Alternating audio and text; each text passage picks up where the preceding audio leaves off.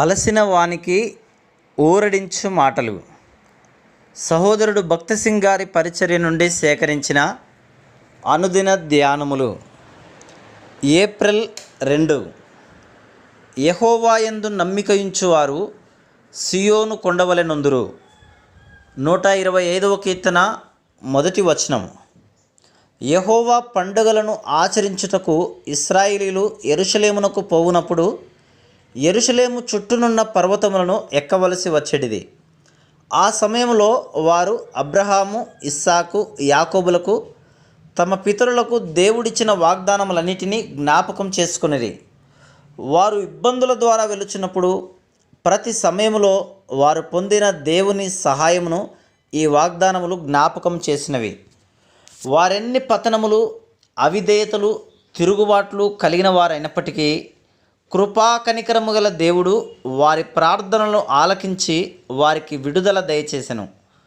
మార్పు చూడని ఆ యెరూషలేము పర్వతములను వారు చూచినప్పుడు ఆయన మార్పు లేని దేవుడు అను మలాకి 3:6లోనున్న దేవుని వాగ్దానమును జ్ఞాపకం చేయబడెను. వారు మానవ మాతృలుగా దేవునికి ఎదురు తిరిగిరి, ఆయనను గాయపరిచి బాధించిరి. కానీ ఆయన మార్పు చెందలేదు. ఆయన నమ్మదగిన దేవుడు. మనలను మనము తగ్గించుకొని ఆయన ఎదుట మన పాపములను ఒప్పుకొనిన ఎడల ఆయన క్షమించుటకు సిద్ధముగానున్నాడు. ప్రజలు యెరూషలేమునకు ప్రయాణము చేయుచుండగా వారు తమ ఓటమిని, అవిధేయతను, తిరుగుబాటును ఎరిగియే ఉండిరి. అయితే వారు యెరూషలేము పర్వతములను చూడగానే దేవునికి ఆయన నిబంధనను, వాగ్దానములను జ్ఞాపకము చేసిన ఎడల ఆయన వారిని క్షమించును అను నిరీక్షణ కలిగినది. 2వ దినవృత్తాంతములు 7:14-15 వచనాలు. ఈ విధంగా వారు అనేకమైన దేవుని వాగ్దానములను జ్ఞాపకం చేసుకొనిరి. యెరూషలేము చుట్టూనున్న ఆ పర్వతములను చూడగానే వారు నూతన విశ్వాసమును, నిరీక్షణను పొందిరి.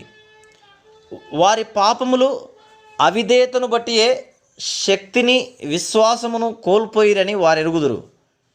ఆయన ప్రేమగల, దయగల దేవుడని వారు ఆయనందు విశ్వాసముంచిన యెడల ఆయన మరలా వారి వైపు తిరుగునని వారికి జ్ఞాపకము చేయబడింది. దేవుడు అబ్రహాము, ఇస్సాకు, యాకోబు వారి పితరులతో దేనినైతే వాగ్దానం చేసినో అది తప్పక నెరవేరునను సామాన్య విశ్వాసముతో వారు హృదయపూర్వకముగా ఆయన యొద్దకు తిరిగి రావలను. అందుచేతనే మరలా దేశమంతయు దేవుని వైపు తిరగగానే వారందరూ సమృద్ధిగా ఆశీర్వదింపబడిరి. వారు తమ పాపమును బట్టి, అవిధేయతను బట్టి చెదరగొట్టబడి, బాధించబడి, శిక్షించబడిరి. కానీ వారు తమ్మును తాము తగ్గించుకొనగానే దేవుడే వచ్చి వారికి సహాయం చేసి వారిని ఆశీర్వదించెను. ఆ విధంగా నిజమైన విశ్వాసంతో నీవు ఆయనకు మొరపెట్టినట్లా ప్రేమ, దయగల దేవుడు నిన్ను ఖాళీగా పంపించడు అను విషయమును నీవు గ్రహించదు.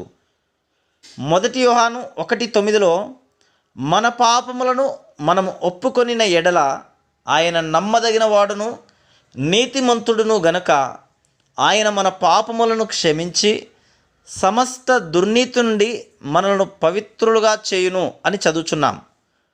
నీవు ఆయనను అధికముగా బాధపెట్టి ఉండవచ్చును కానీ నీవు నిజమైన పశ్చాత్తాపంతో తిరిగి వచ్చి నీ పాపములను ఒప్పుకొని హృదయపూర్వకముగా యేసుక్రీస్తు ప్రభు నీ పాపముల కొరకైనా, చివరకు నీ తలంపుల కొరకైనా నీ శిక్షావిధిని ఆయన తన మీద వేసుకొని నీ ప్రతి అపవిత్రత నుండి నిన్ను సంపూర్ణముగా కడుగుటకు ఆయన తన ప్రశస్త రక్తమును కార్చెనని నమ్మిన యెడల నీవు ఆ క్షణమందే క్షమింపబడదు. Praise lord.